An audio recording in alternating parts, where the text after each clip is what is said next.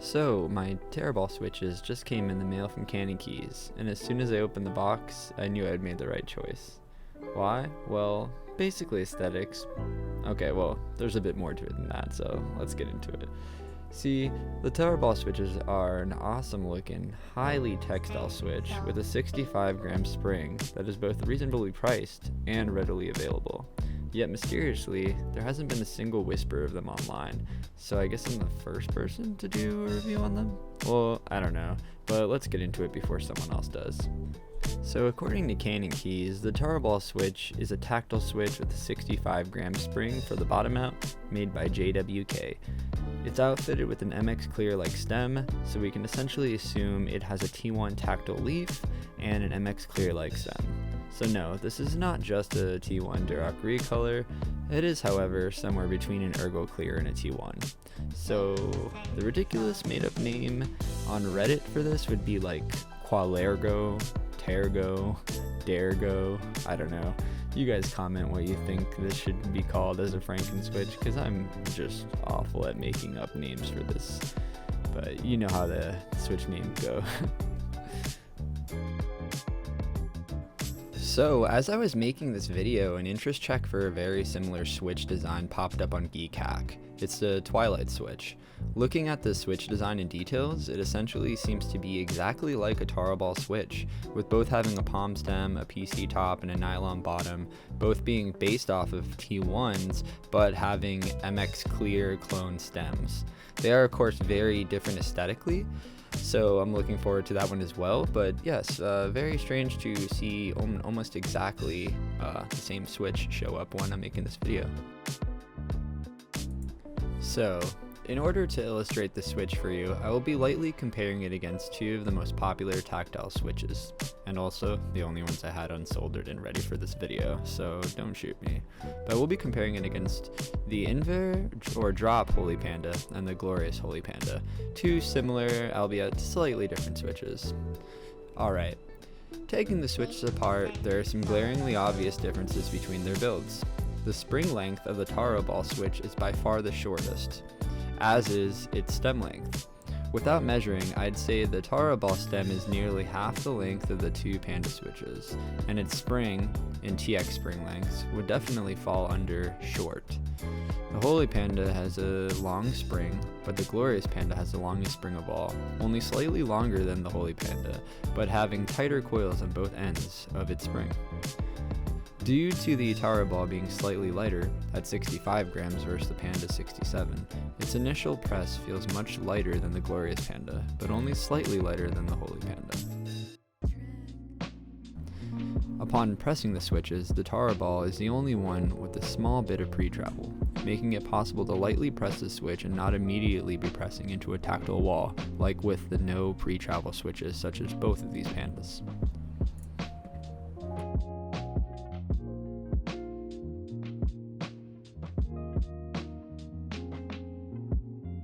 Because of the pre-travel and the lighter spring weight, the Taro's P-shaped bump feels slightly more centered. It also feels shorter, since the tactile bump starts slightly after that of the Pandas and ends near the bottom middle of the key press. It feels slightly sharper and less rounded, but it still maintains a strong medium tactile bump that is definitely more prominent than Ergo Clear's, thanks to the T1 leaf, and is not really all that different in strength than the Panda switches besides its more sharp nature. Now, we're gonna have a sound test. The Taro Ball switches came lubed, but only a very light amount of lube was visible on the stem, so we will show the Taro unlubed followed by lubed and filmed.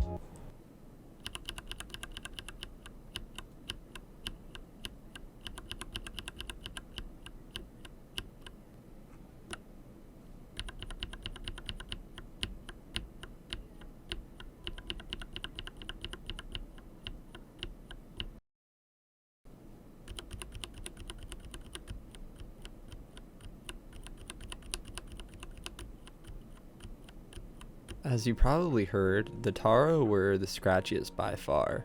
The factory lubing was very, very light, so we're going to go ahead and lube and film the switches and try the sound test again.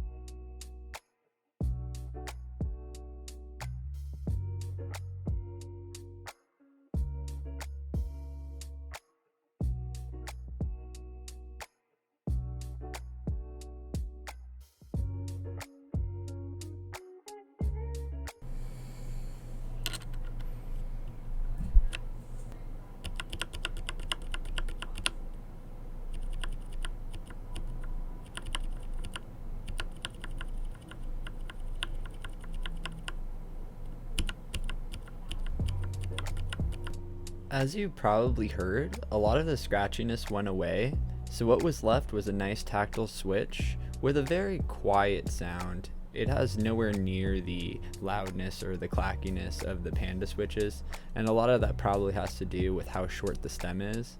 It's nearly half the length of the Panda switches, but we're going to go ahead and compare each switch to each other so you can hear what they sound like back to back.